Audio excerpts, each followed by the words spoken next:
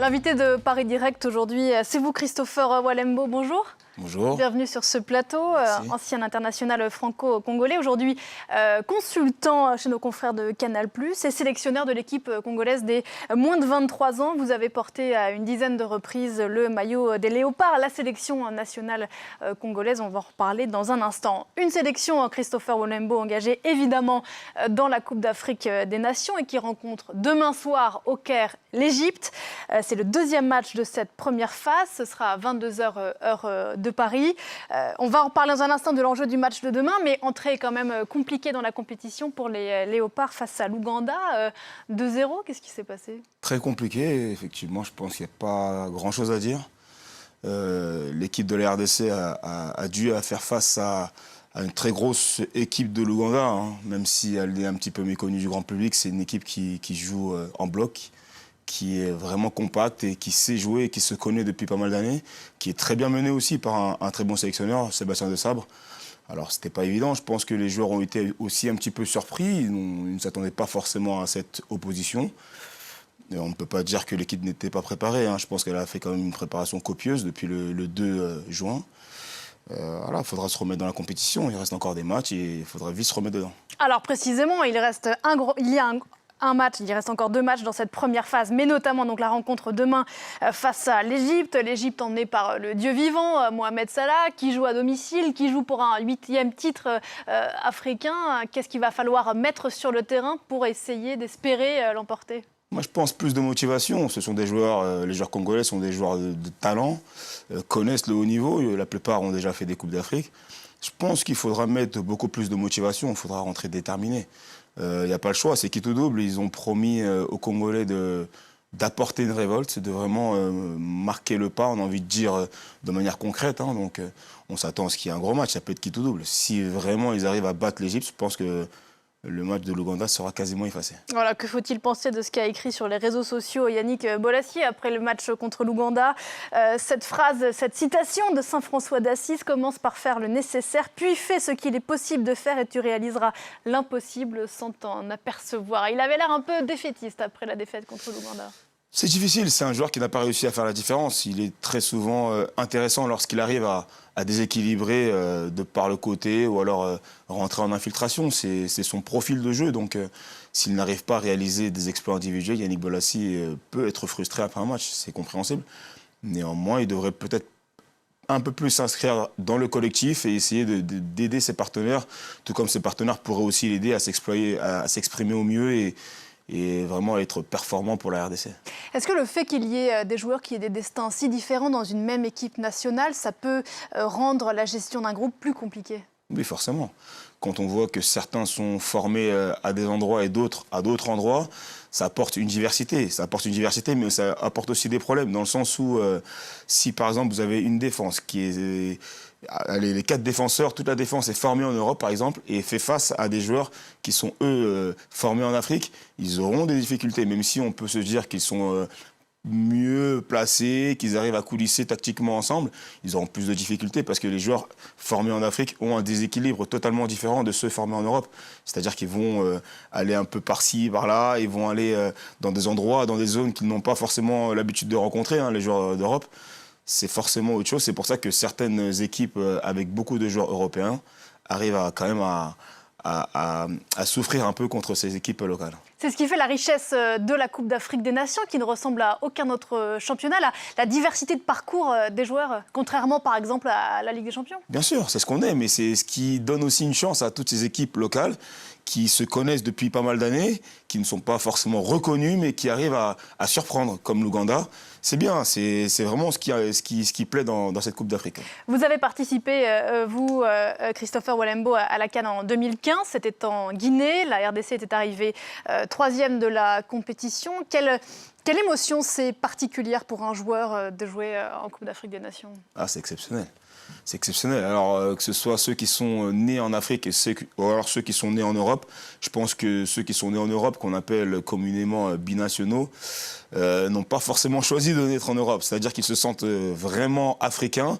Et jouer cette compétition est vraiment quelque chose de grand. C'est un aboutissement. C'est vraiment l'apogée d'un joueur international africain. Je crois que vous gardez un souvenir ému des quarts de finale contre le Congo Brazzaville. C'était le jour de votre anniversaire et un match incroyable, un retournement de situation en fin de match. Extraordinaire. À la 65e minute, on perd 2-0. Ça semble très compliqué. Et ensuite, on met 4 buts en 25 minutes. On nous appelait le rouleau compresseur. Je pense que c'est le bon terme. Faudra le prouver encore là demain. Mais oui, c'est un souvenir qui restera dans ma tête. Bon, le Congo a gagné 2 fois la CAN, en 68 et en 74. Ça commence à faire un moment. 2019, ça peut être l'année. C'est mal engagé pour l'instant. C'est mal engagé, ça peut être l'année. Tout est possible. Je pense qu'on peut surprendre beaucoup de gens. La RDC est une équipe, un collectif qui a très souvent surpris le grand public, les connaisseurs. On est capable de tout. Hein. On a des joueurs qui sont très performants et je pense qu'on est une des seules équipes en Afrique qui, après la 70e, peut continuer à accélérer lorsqu'elle est en forme mentalement. Vous savez qu'on est très écouté du côté de Kinshasa et je pense que ça fait plaisir ce que vous dites. Alors bon, à part la RDC, on a parlé de l'Égypte. Un mot peut-être du Sénégal, emmené là par un des coéquipiers de Mohamed Salah à Liverpool. Sadio Mané, là aussi très attendu. Oui, très attendu, mais eux, par contre, ont répondu aux attentes dès le départ. C'est vrai qu'ils ont vraiment confirmé leur statut de super favoris. Ils n'ont fait aucun cadeau à cette équipe, malheureusement, mais voilà, ils ont joué leur jeu. Ils ont été très très bons, collectivement, et surtout avec de très grands joueurs de qualité qui se sont inscrits dans le collectif. C'est ça qui est le plus important à dire. Si vous voyez bien dans les phases de jeu, notamment offensives, c'est pas plus de 2-3 touches de balle. C'est vraiment un jeu qui allait vite vers l'avant, qui était léché, à droite, à gauche. On arrivait à trouver des déséquilibres et ça jouait vraiment très très bien ensemble. Plus compliqué pour la Côte d'Ivoire de Nicolas Pepe, qui a gagné hier, mais poussivement. Poussivement, on a l'impression qu'il n'y a pas encore beaucoup d'automatisme, mais on sent quand même que quand ça va prendre, ça va faire mal. Il y a de très bons joueurs. Il y avait aussi Wilfried Bony sur le banc, un autre joueur comme Wilfried Zaha, qui sont très très bons. Ce sont 2 grands joueurs. À mon avis, il faudra compter sur eux pour cette compétition. Et puis l'Algérie de Riyad Mahrez, qui est aussi parmi les favoris et qui est un moment particulier de son histoire, poussé par un peuple algérien qui vit un moment charnière. Oui, mais ils ont fait le nécessaire. Ils ont gagné 2-0. C'est bien pour eux de gagner. C'est bien pour toutes les grandes équipes de gagner. Alors l'Algérie, on ne remet pas en cause leur qualité. Hein. Ce sont de très grands joueurs aussi qui évoluent dans les plus grands championnats. Il y a de superstars. Je ne m'en fais pas du tout pour eux. Je sais que, encore une fois, lorsqu'ils seront bien rentrés dans cette compétition, qu'ils seront appropriés aussi le contexte égyptien, il faut le rappeler. Il fait très chaud. Il y a aussi un contexte politique qu'il faut évoquer, qu'il faut prendre en compte. Je pense qu'une fois qu'ils seront appropriés un petit peu tout cet environnement, tout ira bien. Précisément, une parenthèse à propos de météo.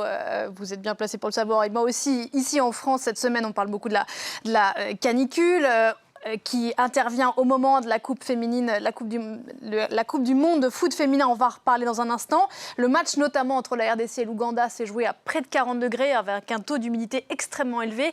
Comment on fait quand on est sportif de haut niveau pour jouer dans ces conditions ?